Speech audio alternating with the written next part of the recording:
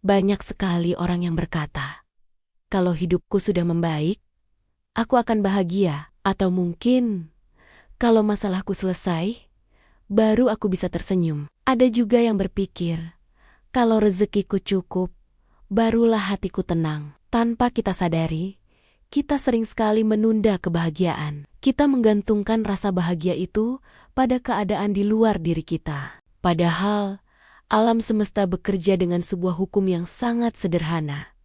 Yang serupa akan menarik yang serupa. Ini berarti bukan kebahagiaan yang datang lebih dulu, lalu membuat kita bahagia, melainkan sebaliknya. Ketika kita memilih untuk bahagia sekarang juga, saat itulah kebahagiaan yang lebih besar mulai berdatangan menghampiri kita. Coba kita lihat alam di sekitar kita. Benih yang kita tanam akan tumbuh sesuai dengan jenisnya. Benih padi tidak akan pernah berbuah jagung. Apa yang kita tabur, itulah yang akan kita tuai. Prinsip ini tidak hanya berlaku di ladang, tapi juga berlaku pada perasaan, pikiran, dan energi hidup kita. Ketika hati kita dipenuhi dengan keluhan, apa yang datang biasanya adalah lebih banyak alasan untuk mengeluh. Tapi sebaliknya, ketika batin kita dipenuhi dengan rasa syukur, yang mendekat adalah hal-hal yang patut untuk disyukuri. Hukum ini tidak memilih siapapun. Ia bekerja pada semua orang, setiap saat, tanpa terkecuali. Ini adalah hukum alam yang seringkali kita lupakan dalam kesibukan sehari-hari. Kita merasa menjadi korban keadaan, padahal kita adalah penabur benih dari realitas kita sendiri. Energi keluhan hanya akan menarik lebih banyak situasi yang membuat kita mengeluh. Energi syukur, sekecil apapun, akan membuka pintu bagi lebih banyak berkah.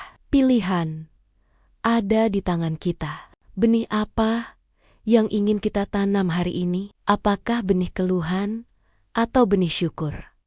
Mengapa bahagia harus didahulukan? Karena bahagia bukanlah hadiah dari keadaan. Bahagia adalah sebuah keputusan batin. Ini adalah sikap, sebuah pilihan sadar yang kita buat setiap hari. Saat kamu terus menunggu dunia berubah agar kamu bisa bahagia, kamu sebenarnya sedang menyerahkan kendali hidupmu pada sesuatu di luar dirimu. Kamu menjadi penumpang dalam perjalanan hidupmu sendiri. Namun, saat kamu berani memutuskan untuk bahagia sekarang juga, di tengah situasi apapun, kamu sedang mengambil alih kemudi. Kamu mengubah cara kamu melihat dunia. Masalah yang tadinya terasa sangat besar, bisa terasa lebih ringan. Rezeki yang jumlahnya sama, bisa terasa jauh lebih cukup. Dan hidup yang tadinya terasa hampa, kini terasa lebih bermakna. Semua ini terjadi bukan karena dunia tiba-tiba berubah, tetapi karena energi yang kamu pancarkan dari dalam dirimu berbeda. Energi positif yang kamu keluarkan akan mengubah persepsimu, dan pada akhirnya mengubah pengalaman hidupmu. Seperti yang sudah kita bahas, yang serupa akan menarik yang serupa.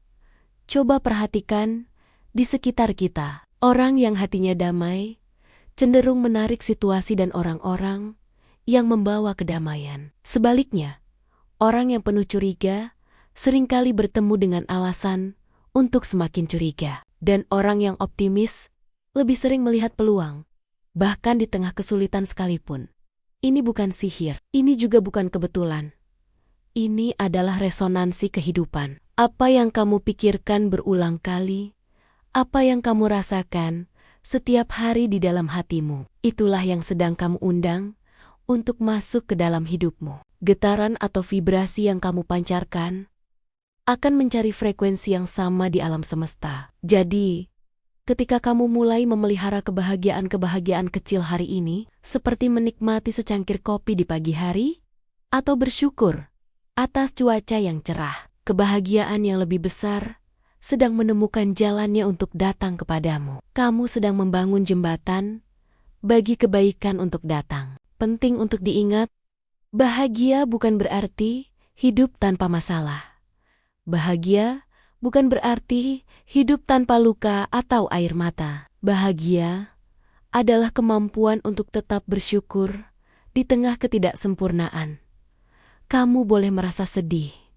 Kamu boleh merasa lelah. Kamu juga boleh merasa kecewa. Itu semua adalah perasaan yang manusiawi dan valid. Namun, jangan menjadikan semua perasaan negatif itu sebagai rumah permanen tempatmu tinggal. Datangi perasaan itu. Akui, pahami pesannya.